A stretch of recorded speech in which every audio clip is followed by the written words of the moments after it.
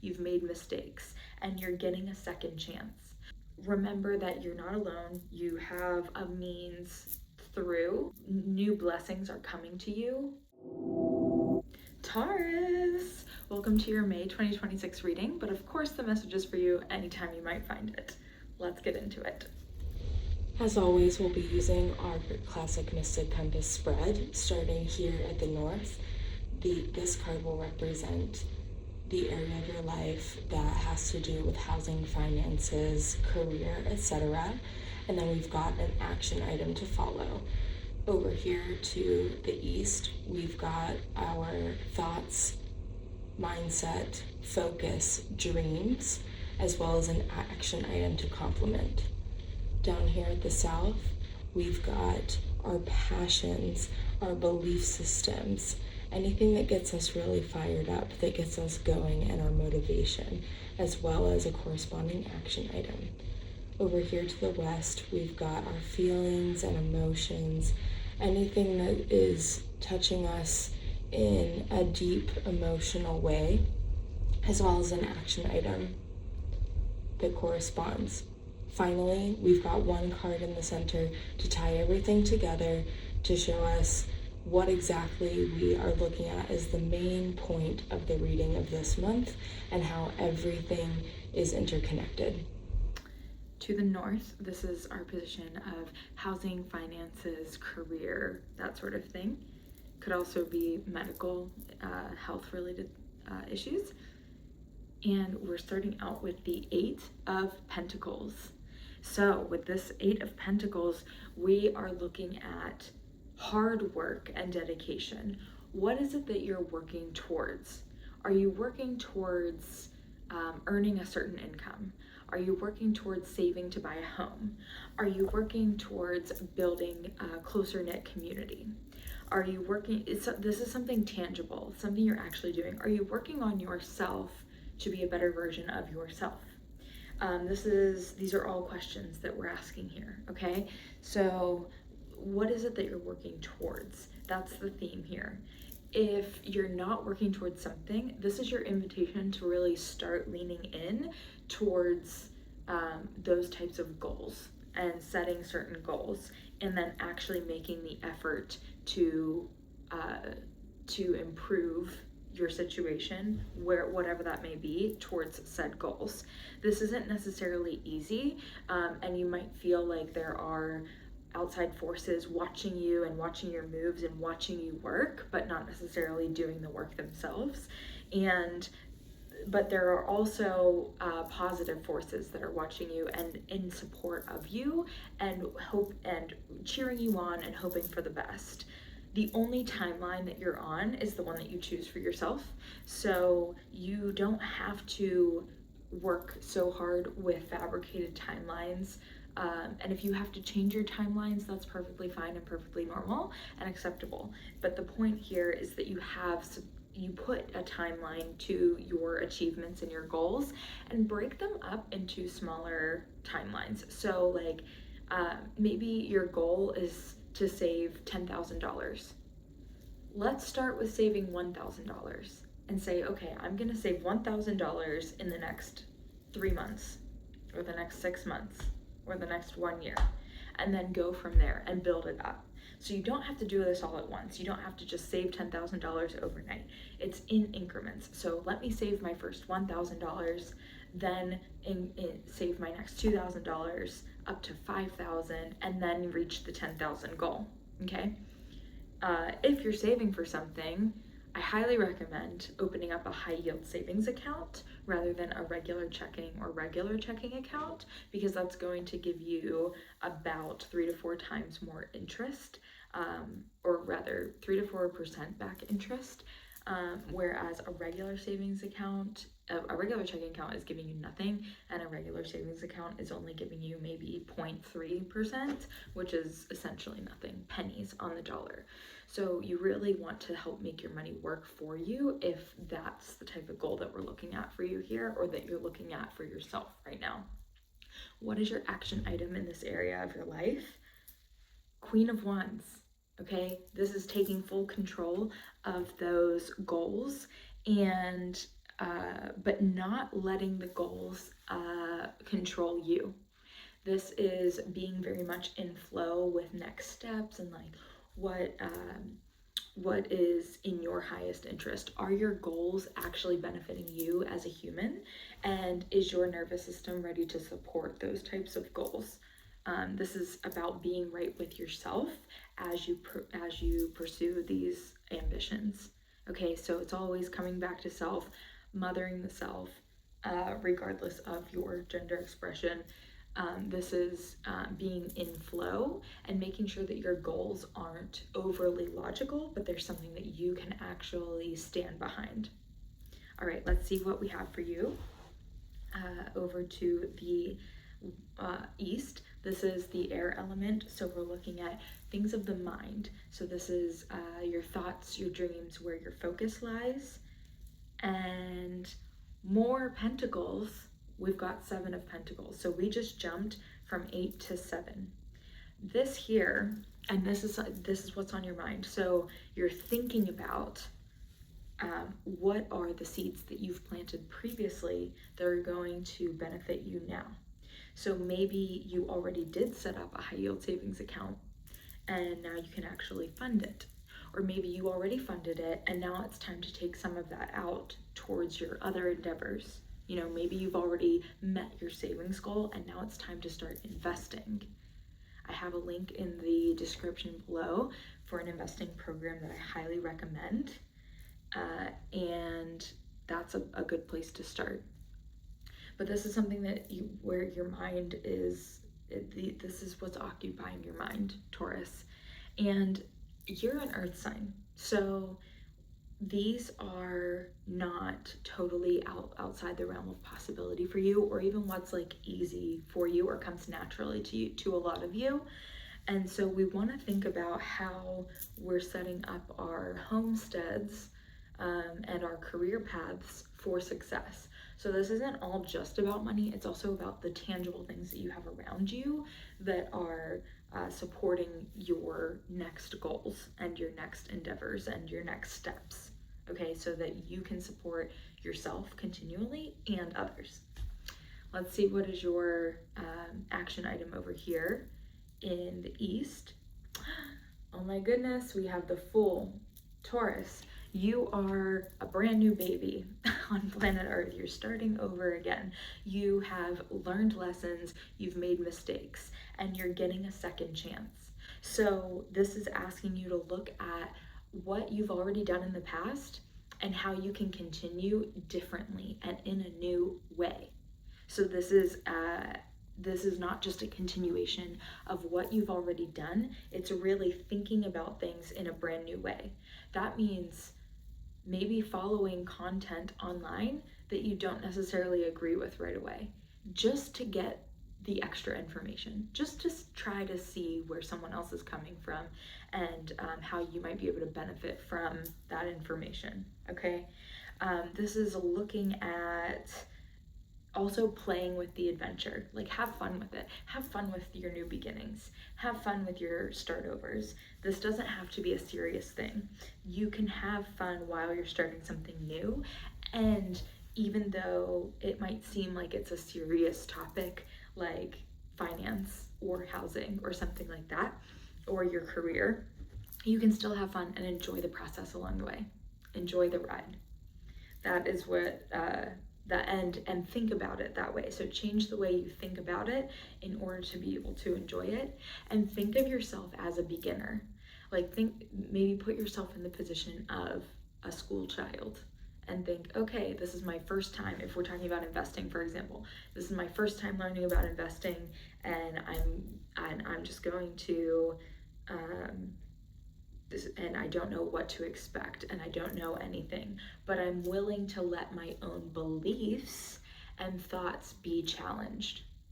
One of those challenges that comes up a lot in the theme of investing, and I keep talking about investing in money because you've got 2 separate pentacles set cards that have appeared in 2 different areas of your life for this particular reading, Taurus. So one of those belief systems that you have to sort of get through that most people are not taught when they're growing up Those of us that were not born into the elite are not taught this, but it's this concept of that a lot of us were taught that debt is bad and that being in debt is bad. But when you have an investor mindset, you realize that debt opens doors for you to have other opportunities. Like taking out a business loan for, if you have $1 million idea, but you don't have $1 million to fund it, taking out a business loan is putting you in debt, but it's also creating the path for you to open up and enable this business idea and make it a real thing that exists. So thinking about debt differently, thinking about risk differently. So a lot of us who didn't grow up with wealth were taught that playing the stock market is dangerous, is risky. You could lose all your money. And yeah, that's technically possible, but there are also smart ways to invest in the stock market. You're not playing the stock market, you're investing in the stock market. So for example, you can choose stocks that are historically reliable. So, something like household goods staples. If you're going to, you can select a food brand that has been around for many decades, and that is likely to continue on as an ongoing source of wealth building, and that you can continue to use even when the rest of the economy plummets, right? So yes, there's some risk, but more risk, more reward. So this is just asking you to look at things differently. And I'm obviously I can't get through all of that right now. It would be impossible to share every single tidbit of information or different ways to think about things in just a single video, but these are the types of things I'm asking you to look at differently. And if you're thinking, if it's not housing that you're looking at, if it's not finances that you're looking at, it might be housing or career. It's just asking you to look at things from a new lens, maybe consider a new career path in a way that you haven't thought of it before. Okay, you are on this journey ultimately alone, but you have helpers along the way. There are people that are willing to help you. There are resources online that you can use to your benefit. Let's see what's next. Down to the south, this is your connection to God, the divine spirit, and your higher self. We've got the Hanged Man. So this card is just presenting us with a sort of impasse, a sort of catch-22. You're not really sure, you're a little bit stuck. And it could be stuck in different ways. Maybe you're stuck on timing, maybe you feel like everything's coming to you all at once and you can't decide exactly which way to go. Maybe you're stuck on, you have multiple choices and you don't know which is the right choice for you specifically. This is just an acknowledgement of that. And it can feel very much that you're alone and you're stuck alone in all of this, but this is another pivotal point in life. So you might feel like your spiritual beliefs or your religious beliefs do not match that of any other person or any other group of people that you've ever encountered. And maybe that's true, but maybe you just haven't found those other people yet. So when you're stuck at an impasse like this and a catch-22, something that is, all you have to do is take one different action than what you would normally take. That could mean walking into a temple, church, synagogue, mosque, etc., that you would never normally have entered. That could be finding a spiritual praise, a religious or spiritual praise group on meetup.com or on another social media platform, and just showing up to something with curiosity. This is what we were talking about earlier, about starting things from a brand new lens, like a child or a baby. Like you're starting things completely from scratch. You're thinking about things in a new way. You're open-minded to what could be different. So the best way to get out of a stuck place is to do something that you would not normally do. Let's see what your call to action here is at this moment. Haha, Four of Cups. So with this Four of Cups energy and talking about this like sort of spiritual impasse, this card is asking you not to focus on the things that you've lost, but to focus on what you still have. Yes, everybody, in order to grow and flourish, we are required to give up something. That could be giving up a past version of ourselves. It could be giving up a certain set of beliefs. It could be giving up a certain friend group. It could be giving up certain hobbies, etc. But that doesn't mean that you're left with nothing. Is still something that you have, even after you've let go of a lot. And you have more than you think. So whenever you're feeling stuck or alone, remember, and you're in this whole process of like refinding yourself, remember that you're not alone. You have a means through, and you can really get in touch with your emotions and your remembering of what you still have, and try to change your perception of what it is that you have versus don't have, and focus on the things that you do have rather than the things that you've lost. I think it's easier to focus on things that we no longer have, but maybe even though you've lost community, for example, you might still have a roof over your head. You might still have loving friendships. You could have lost one friendship, but maybe you have several others, or even just one other. Or maybe it's just the space and the time to go find other relationships and other real community, or a different version of yourself.